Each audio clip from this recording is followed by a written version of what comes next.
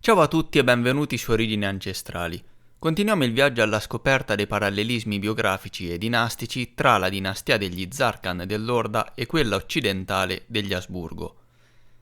Nello scorso video abbiamo affrontato la figura dello Zarkan Ivan Danilovich Kalita, che ebbe un ruolo importante sia nella storia dell'ex impero russo che in quella mondiale, nonché italiana, con l'istituzione del Vaticano, dato che fu lui a guidare l'espansione e la colonizzazione delle terre occidentali, prima per conto di suo fratello Yuri Georgi Danilovich e poi come propria iniziativa per continuare la conquista dell'universo intero. In questa occasione procediamo lungo la lista dei vari Zarkan dell'Orda, scoprendone i relativi riflessi occidentali appartenuti alla dinastia degli Asburgo, soffermandoci ancora su Ludovico il Bavaro, poiché la sua figura è stratificata ed oltre alla vita di Ivan Kalita, la sua biografia è composta dalle vite di altri Zarkan dell'Orda. Li andremo a scoprire proprio ora, ma prima di continuare ti invito a lasciare un mi piace per spingere l'algoritmo di YouTube ed aiutare il video ed il canale a crescere ed iscriverti se non lo hai ancora fatto azionando la campanella per rimanere sempre aggiornato e non perderti i futuri video.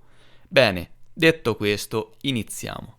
Dopo Ivan Kalita salì al trono Simeone il Fiero, conosciuto anche come Alexander Nevsky, 1340-1353, che regnò per 13 anni. Anche lui, come detto, si riflesse in parte come l'imperatore del Sacro Romano Impero Ludovico il Bavaro. Come potete vedere, rispetto anche a quanto abbiamo detto nel precedente video circa l'origine del nome Ludovico il Bavaro, abbiamo una conferma indiretta del fatto che, originariamente, avrebbe potuto significare popolo barbaro, ed in questo senso troviamo proprio questa situazione, e cioè, con questo termine generico inizialmente ci si riferiva a più regnanti di origine slava barbara ed il loro popolo. Soltanto più tardi, durante e dopo la riforma, questo nome venne distorto ulteriormente fino a nobilitarlo del tutto, come nome vero e proprio nella forma oggi conosciuta. Alexander Nevsky governò l'impero mongolo-russo tartaro dalla capitale Veliki Novgorod, che a suo tempo era la corte di Jaroslav, che fu fondata da Ivan Danilovich Kalita. Quindi questa fu la Roma successiva a quella precedente che era Vladimir Suzdal. Simeone il Fiero organizzò un centro per il commercio internazionale tra Oriente e Occidente, creò la corte dei governatori di Veliki Novgorod come centro di controllo amministrativo di tutto l'impero. Sotto di lui le regioni lontane come l'Egitto e la Cina furono annesse al grande impero mongolo-russo e questo regnante fu canonizzato sotto il nome del nobile principe santo Alexander Nevsky, il taumaturgo 23 novembre vecchio stile. Anche lui, come i suoi predecessori, a causa degli errori dei vari cronisti, si riflesse in altri personaggi storici della storia russa e lo troviamo sotto il nome dell'imperatore Alexander Yaroslavich Nevsky, attribuito erroneamente dagli storici al XIII secolo, Menke Khan, sempre del XIII secolo, e Berkay o Berke Khan, sempre del XIII secolo, ed infine come Chanibek Khan. Venendo ora agli Asburgo, come detto in precedenza, questo regnante insieme a Ivan Kalita contribuirono alla biografia di Ludovico il Bavaro. Vediamo qualche evento biografico che accomuna Ludovico il Bavaro, Alexander Yaroslavich Nevsky e Simeone il Fiero. Durante il regno di questo zar si registra una discussione con il Papa. Nella Rus dell'Orda scoppia una guerra con il re svedese Magnus che vuole convertire la Rus alla fede latina. Re Magnus decise di servire il Papa, radunò il Consiglio di Stato a Stoccolma e lo invitò a convertire con la forza i russi alla fede latina. Esigeva uomini e denaro. Il re osò toccare i tesori della Chiesa e le rendite di San Pietro, assunse molti soldati tedeschi, navigò verso l'isola di Beresovi o Bjork, inviato ad annunciare a novgordiani che sarebbero stati eletti dei filosofi russi per un dibattito con gli svedesi sulla fede. Dovevano accettare quella latina se l'avessero trovata migliore, oppure dovevano prepararsi a combattere con lui.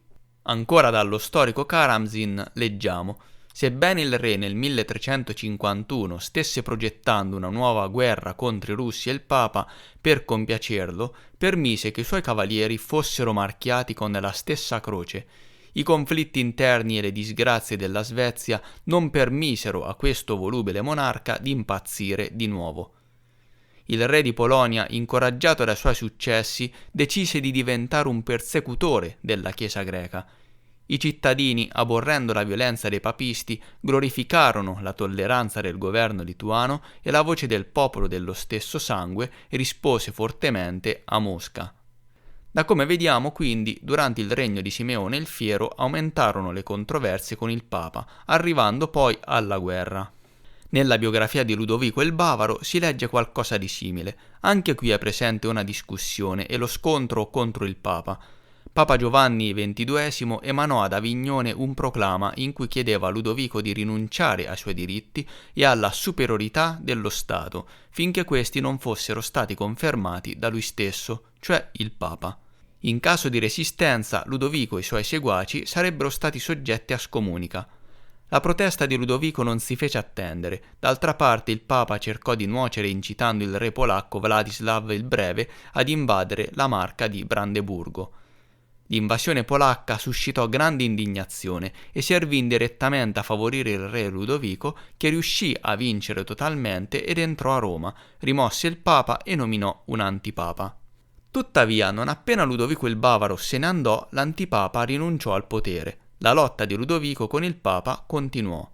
Alcuni anni dopo il Papa scomunicò nuovamente Ludovico dalla Chiesa e chiese agli elettori di nominare un nuovo capo di Stato. Tuttavia Ludovico vinse ancora. Come vediamo quindi, anche nella storia di Ludovico il Bavaro, le guerre causate dalla lotta con il Papa occupano un posto importante. La stessa situazione la troviamo anche nella vita dell'altro riflesso russo di Simeone il Fiero, ovvero Alexander Nevsky. Il soprannome Nevsky, infatti, lo ricevette a seguito della vittoria ottenuta sugli svedesi. Il Papa annuncia una crociata contro la Rus. Un enorme esercito, che da più di 2 anni si stava radunando in Svezia, composto da nobili cavalieri, guerrieri e numerosi avventurieri, era pronto nel 1240 ad invadere i confini. Questo esercito era guidato dal conte Birger, accompagnato da vescovi onesti e molti personaggi del clero. Gli svedesi furono sconfitti nella famosa battaglia della Neva, la terribile crociata contro l'ortodossia, e la Rus finì tristemente. Il Papa inviò 2 dei suoi uomini più nobili, i cardinali Gold e Gement, da Alexander Nevsky, con una lettera in cui chiedeva la transizione alla fede latina di Alessandro e di tutto il popolo russo. Alexander Nevsky rifiutò, scrivendo una dura risposta al Papa. Dopo la dura risposta data da Alessandro agli ambasciatori pontifici, Roma decise di riaprire azioni ostili contro la terra russa. Innocenzo IV, scrivendo ad Alessandro, inviò l'ordine ai vescovi e al clero di Livonia di predicare una nuova crociata e nelle sue epistole mischiò i russi con i tartari. La campagna del Papa contro la Russia si concluse con un fallimento. Come vedete, gli stessi eventi si ripetono. Continuando con la storia e tornando ora a Simeone il Fiero riguardo alla storia dell'Orda, veniamo a sapere che il re svedese Magnus, alleato del Papa, sta cercando di catturare la capitale Novgorod e convertire la Rus al latinismo. Magnus fallì e non riuscì ad entrare a Novgorod. Leggiamo una situazione simile anche nella storia di Ludovico il Bavaro. Su richiesta del Papa, Carlo di Moravia fu eletto re al posto di Ludovico, quindi è presente un anti-re. Tuttavia, questa elezione fece ben poco per scuotere la posizione di Ludovico. Il re del Papa non riuscì nemmeno ad ottenere l'incoronazione. La città di Aquisgrana gli chiuse le porte. Probabilmente in questo caso Aquisgrana è l'equivalente di Novgorod la Grande, ovvero la capitale dell'impero, nonché città di Roma, e cioè la città di Jaroslav. Anche nella storia di Alexander Nevsky è presente un antiprincipe. Nevsky aveva un avversario, Daniel Galitzky, che entrò in rapporti con il Papa e fu sollevata la questione del suo trasferimento e dell'intero popolo galiziano al potere di quest'ultimo se il Papa avesse raccolto un numero sufficiente di truppe contro i tartari. Allo stesso tempo Daniel insistette affinché fosse convocato un concilio ecumenico per discutere la questione della riconciliazione dell'ortodossia con la fede latina. L'astuto Innocenzo IV decise di sedurre Daniel inviandogli la corona reale, che accettò. Tuttavia, la lotta di Daniel Galitsky e del Papa contro Alexander Nevsky e i Tartari, che per qualche motivo il Papa non distingueva dai russi, finì con un fallimento. Inoltre, la decisione da parte del Concilio Ecumenico la ritroviamo anche nella storia di Ludovico il Bavaro, in cui si dice che Ludovico confermò con forza la sua intenzione a Francoforte e non si tirò indietro, lasciando la decisione della questione al Concilio Ecumenico. Per cui, come potete vedere, praticamente la storia è la stessa per tutti e tre i personaggi, percepiti apparentemente diversi. Proseguiamo ora con un altro Zarkan, ulteriore tassello che va a comporre la figura di Ludovico il Bavaro, ovvero Ivan il Mite, detto anche Ivan il Rosso o il Bello, 1353-1359. Regnò per 5 o 6 anni. Governò l'impero della grande città di Jaroslav e continuò la costruzione dell'impero. Prestò molta attenzione alle vie di comunicazione ed al sistema monetario, al commercio internazionale tra Oriente e Occidente e all'organizzazione della corte dei governatori di Veliki Novgorod a Jaroslav. Dopo la sua morte lasciò un figlio neonato, Dmitry Ivanovich, conosciuto come Demetrio del Don, che diverrà una figura importantissima per la storia dell'Orda russa. Ivan il Mite si riflesse nella storia russa anche come Jaroslav di Tver, attribuito al XIII secolo. Uno dei suoi riflessi più importanti, come abbiamo detto, è quello di Ludovico il Bavaro. Come vedete, la biografia di questo personaggio è molto stratificata e composta dalla vita di più Zarkan differenti. Brevemente, anche in questo caso si registrano dei parallelismi, uno su tutti la presenza di due papi o metropoliti durante i rispettivi regni. Come abbiamo visto nel caso della biografia di Simeone il Fiero, durante il regno di Ludovico il Bavaro ci furono un papa ed un antipapa. Ludovico rimosse il papa e ne nominò un altro, ovvero Niccolò V, per cui per qualche tempo nello Stato apparvero due papi. La stessa situazione la ritroviamo durante il regno di Ivan il Mite, nel caso della presenza contemporaneamente di un metropolitano ed un antimetropolitano. La nomina di questi due metropoliti russi fu un evento eccezionale, poiché fu la prima volta che accadeva. A riguardo si legge: quella stessa estate, 1354, ebbe luogo una ribellione nella santità, cosa mai accaduta prima nella Rus. A Costantinopoli il patriarca installò due metropoliti in terra russa, Alessio e Romano, e la grande antipatia divenne il confine tra loro. Ma ora proseguiamo la lista ed arriviamo al successore di Ludovico il Bavaro, e cioè Carlo IV, riflesso dello zar Demetrio di Suzdal. Demetrio o Dimitri governò per 4 anni. Non si sa molto su di lui, tranne che durante il suo regno, dopo la morte di Ivan Ivanovich il Rosso, nello Stato iniziarono i disordini ed una lotta per il potere. La città di Kostroma divenne il quartier generale e la capitale del Granduca. Riguardo a Carlo IV, invece, sappiamo che regnò per 31 anni. Questa figura si è creata dalla somma di due Zarkan russi, il precedente citato Demetrio di Suzdal, che regnò per 4 anni, più Dmitry Ivanovich Donskoi, figlio del precedente zar Ivan il Mite, che regnò per 26 anni dal 1363 al 1389. Si arriva così a 30 anni di governo, la durata totale del regno di Carlo IV, il cui nome significa semplicemente re. Probabilmente, a causa dello stesso nome condiviso, i cronisti unirono facilmente entrambi i Dimitri in uno solo. E qui arriviamo ad un importante punto della storia dell'impero, ovvero al regno di Dimitri del Don, o meglio Dmitry Ivanovich Donskoi. Come detto, regnò per 26 anni. Ivan il Mite, suo padre, morì quando ancora Dimitri era piccolo. Subito dopo scoppiarono dei tumulti e di conseguenza il potere cadde nelle mani dei principali leader militari.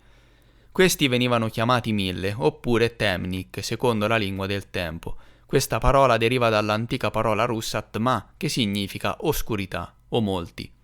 Quando Dmitry Ivanovich raggiunse l'età adulta, entrò in lotta per il potere con il sovrano dell'impero, il temnik Ivan Vasilievich Veliaminov, a capo dei 1000 uomini.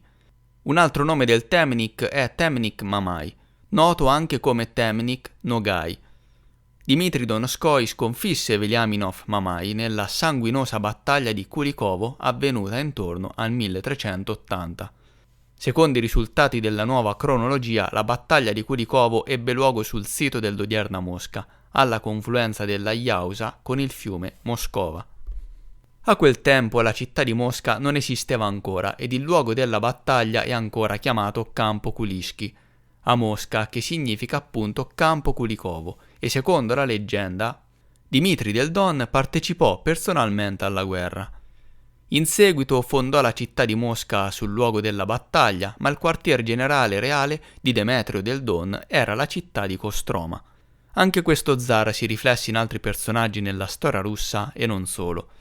Nella storia russa lo si trova sotto i nomi di Sviatoslav Igorevich del X secolo, è parziale riflesso dello zar Dmitri Prejaslavsky che abbiamo già incontrato, attribuito al XIII secolo, Tokhta Khan, sempre del XIII secolo, ed il Khan Toktamish del XIV secolo.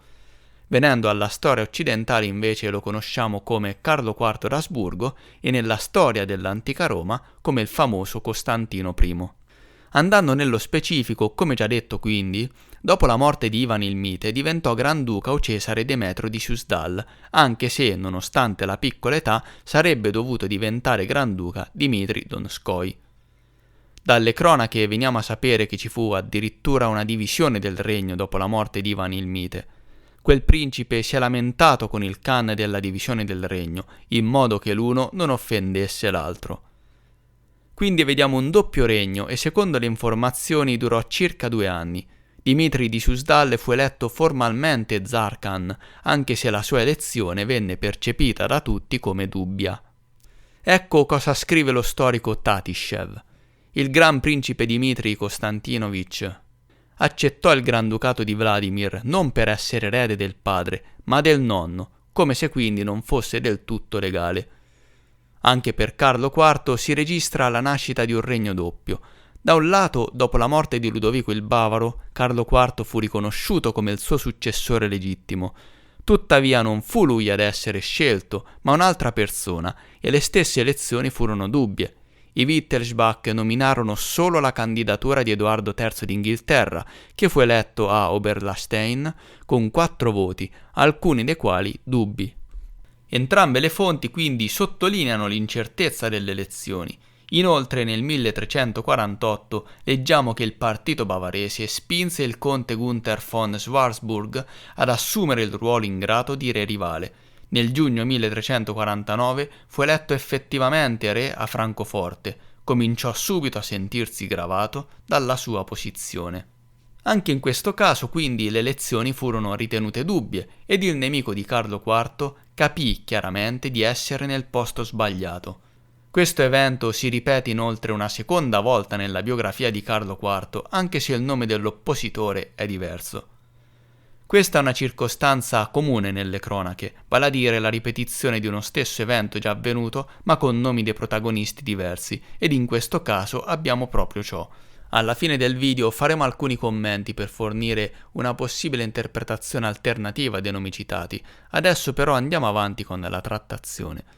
Quando Demetrio del Don, ovvero Dmitri Ivanovich Donskoj, regnava, come già sappiamo, l'impero mongolo, ovvero grande, era già formato e comprendeva anche i paesi dell'Europa occidentale, annessi grazie alla conquista intrapresa dai fratelli Yuri e Ivan Danilovich, riflessisi come Gengis e Batu Khan. Questo regno inoltre era formato da molte orde, ovvero da diversi avamposti dell'esercito cosacco tartaro-slavo, anche città che componeva la parte militare dell'impero. Nella storia di Carlo IV si registra una situazione davvero simile. Nelle cronache occidentali si fa risalire alla sua epoca la nascita di una grande unione chiamata Hansa. Oggi si ritiene che questa sia un'antica parola tedesca che significava partnership, alleanza oppure comunità. Probabilmente invece Hansa deriva dalla parola Kniazia, che significa principe, o Khan, che equivale al titolo di Cesare imperatore. Per cui la Lega Hanseatica è molto probabilmente la Lega dei Khan o l'Unione dei Principi. Secondo le fonti occidentali, la Lega dei Principi o dei Khan svolse un ruolo molto importante nella vita dell'Occidente. Questa era un'alleanza commerciale, politica e militare e si ritiene fosse un'unione di più città. Qui arriviamo ad un'altra possibile interpretazione alternativa, poiché dato che in Occidente l'orda veniva confusa con Goroda, che in russo significa città, è possibile che questa alleanza sia stata ritenuta essersi formata dall'unione di più città, anziché di più forze militari, comandate appunto dai principi Khan russo-tartari che guidavano i vari distaccamenti dell'esercito mongolo, e cioè grande, chiamati orde, che davano i nomi a differenti luoghi abitati della Russia. Nella storia di Demetrio del Don, continuando quanto narrato prima, scopriamo che durante il suo regno iniziarono grandi disordini. L'orda si divise in due parti, in una regnava il Temnik Mamai e nell'altra Amurat con i principi di Sarai. In questo caso Amurat è Dimitri Donskoi. Le due orde iniziarono quindi una guerra intestina. Nella storia occidentale, durante il regno di Carlo IV e del suo erede, suo figlio Venceslao, si verificarono grandi disordini nell'impero degli Asburgo. Città, cavalieri e principi cominciarono ad unirsi in alleanze e a combattere tra loro. Si svolsero grandi battaglie e ciò portò ad una devastazione accompagnata da un esaurimento delle fonti finanziarie e al debito. Per cui, come vediamo, qui c'è un interessante parallelismo. Tornando alla storia della Rus, durante questi disordini si arrivò a una grande battaglia, la famosa battaglia di Kulikovo del 1380. Si affrontarono le truppe di Dimitri Donskoi e del Temnik Mamai. Questa battaglia è considerata la più importante nella storia russa medievale. Venendo ora a Carlo IV e Venceslao, anche qui iniziò una grande battaglia che ebbe luogo nei pressi della città di Sempak. Cosa potrebbe significare questo nome? I suoni Z ed S sono quasi identici e i suoni P e V spesso si trasformano l'uno nell'altro, tramutando il nome Sempak in Semvak, che a sua volta potrebbe essere il nome Mosca leggermente distorto nella pronuncia straniera. La struttura consonantica delle parole Sempak e Mosca infatti è quasi la stessa, SMVK per Sempak e MSVK per Mosca. Le consonanti si differenziano solo nell'ordine. È possibile quindi che cronisti occidentali abbiano chiamato il luogo della grande battaglia Semvak e quindi Sempak invece che Mosca. Questa immagine è una rappresentazione medievale della battaglia di Sempak, che in realtà è quella di Kulikovo, come percepita dagli europei occidentali. Si tratta di una miniatura presumibilmente del XIV secolo, tratta dalla Cronaca mondiale di Rodolfo di Hohenham ed il manoscritto è conservato presso la biblioteca di Kassel. Possiamo notare dei dettagli davvero interessanti. Diamo un'occhiata agli stendardi. Uno di loro, come vedete, raffigura delle mezzelune ottomane e da questo stendardo si contrappone la bandiera nera con il drago del Granduca. Questo stendardo era proprio lo stendardo nero del Granduca avuto da Dmitri Ivanovich Donskoi. Inoltre, come possiamo notare, le mezzelune sono presenti anche sulle vesti del cavaliere a destra.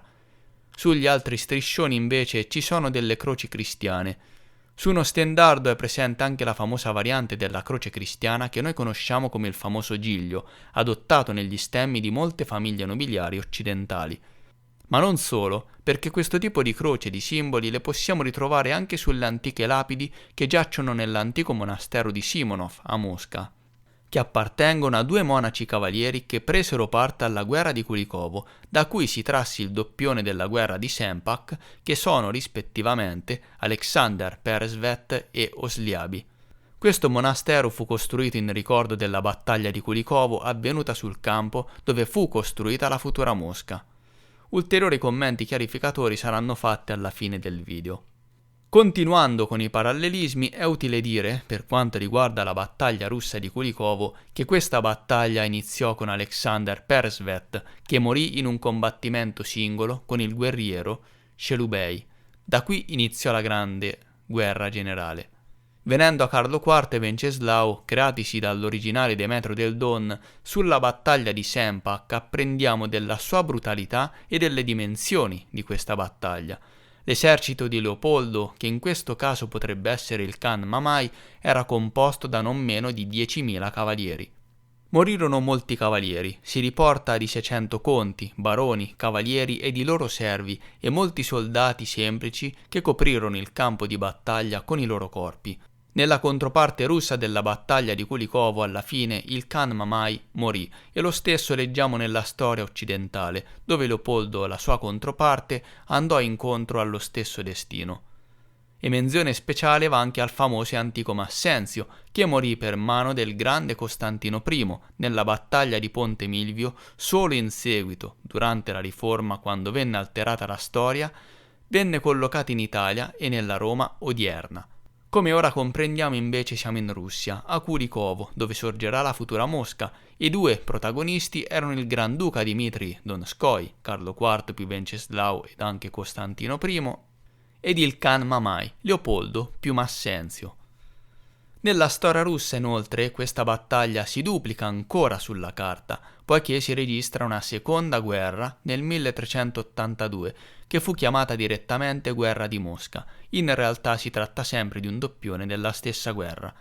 La medesima situazione la troviamo nella storia occidentale con la presenza sulla carta di un altro doppione della battaglia di Sempak. Nel caso della storia degli Asburgo, questa seconda battaglia avvenne anni dopo la prima, nel 1388 a Deffingen, ed anche questa fu combattuta tra principi e città, quindi tra differenti città. Nella storia russa, sotto Demetrio del Don entrò in vigore una nuova legge sulla successione al trono. Prima il trono veniva ereditato di regola dal fratello del re precedente, con la nuova legge invece il trono spettava al figlio del sovrano. Questa legge entrò effettivamente in vigore però con i successori di Demetrio del Don. Lo storico Karamzin ci parla della disputa tra Basilio II e Yuri Dmitrevich sul loro diritto al trono. Basilio dimostrò il suo diritto al trono con il nuovo inizio dei governi di Mosca, secondo il quale il figlio, dopo suo padre, e non fratello dopo fratello, avrebbe ereditato il grande regno. Nel caso di Carlo IV, invece, si apprende della famosa bolla d'oro, la nuova legge. Questa bolla, fino alla fine dell'impero tedesco, costituiva la legge fondamentale della sua organizzazione amministrativa e giuridica. Il cronografo luterano del XVII secolo descrive la bolla d'oro con le seguenti parole: la legge contenente i riti e il modo di eleggere il Cesare. Riguardo a questa legge in chiave nuova cronologia, diventa chiaro il motivo per cui fu nella seconda metà del XIV secolo che arrivò questo cambiamento nella legge sulla successione al trono. Prima di allora, durante la fase di espansione e conquista dell'impero mongolo, e cioè grande russo-tartaro e quindi l'impero romano, era naturale trasferire il trono a un fratello e non al figlio. Dato che ci furono molti anni di guerra, il capo dello Stato è ragionevole che fosse una persona esperta e matura, per cui il trasferimento del trono al maggiore del clan, e cioè al fratello e non al figlio, fu dettato dalle dure condizioni del tempo di guerra. Non è sicuro affidare il potere a un adolescente giovane ed inesperto, anche al netto di tutti gli intrighi di palazzo che possono verificarsi quando c'è una minaccia esterna. Tutte le forze vengono proiettate lì. Diminuiva specialmente l'influenza delle mogli del re, che ovviamente miravano sempre a trasferire il trono ai figli del re e non ai fratelli, il che portava ad un cambio di regina.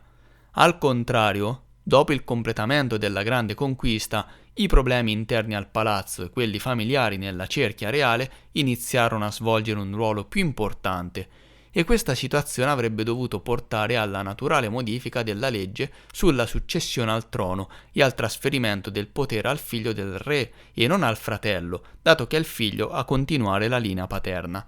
Andiamo a commentare ora ulteriormente i vari dettagli emersi per poter chiarire maggiormente la situazione. Per quanto riguarda la famosa bolla d'oro di Carlo IV, il sigillo dorato è davvero interessante. Esso raffigura un'immagine della città di Roma definita fantasiosa dagli storici occidentali.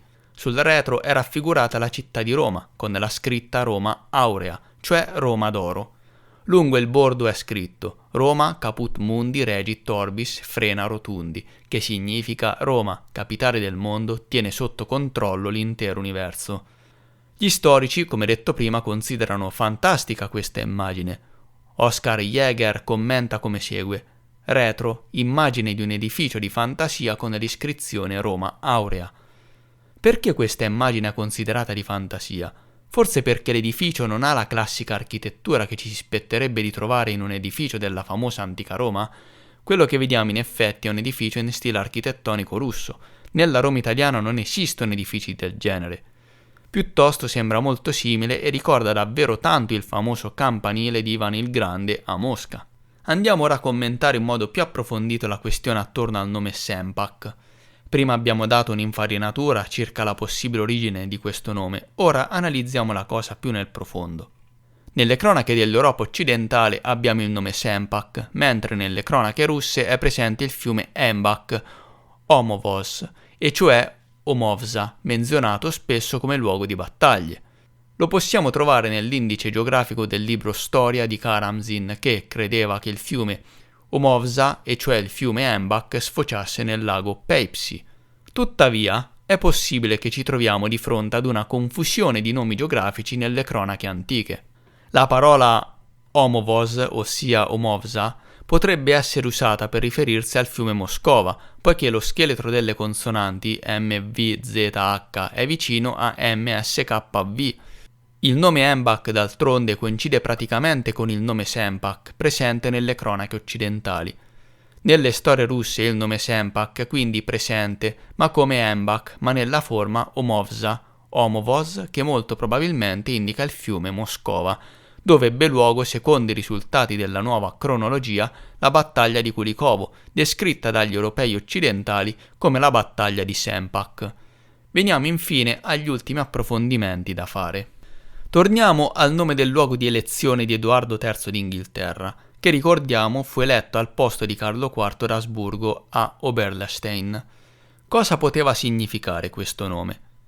Scomponendolo otteniamo Ober, Lan, Stein, che tradotto può significare probabilmente fortificazione dello stato principale, ovvero il Cremlino dello stato principale. Ober sta per supremo, Lan con l'aggiunta della lettera D o Land significa paese, stato, e Stein pietra.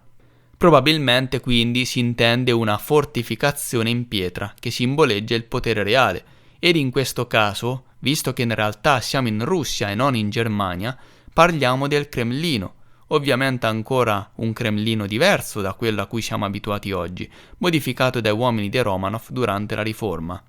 Si tratta quindi del Cremlino di pietra della capitale dell'Orda, quindi non dobbiamo necessariamente vedere in questo nome una prova che quei fatti si svolsero in Germania, sebbene la parola sia tedesca perché scritta da cronisti che vissero in Germania, ma che quando tradotta indica molto probabilmente una località completamente diversa, in questo caso una struttura di pietra simbolo del potere reale nella Roma capitale in Russia, che in quel momento era la città di Jaroslav, la metropoli dell'impero, la Roma aurea presente sul sigillo di Carlo IV d'Asburgo.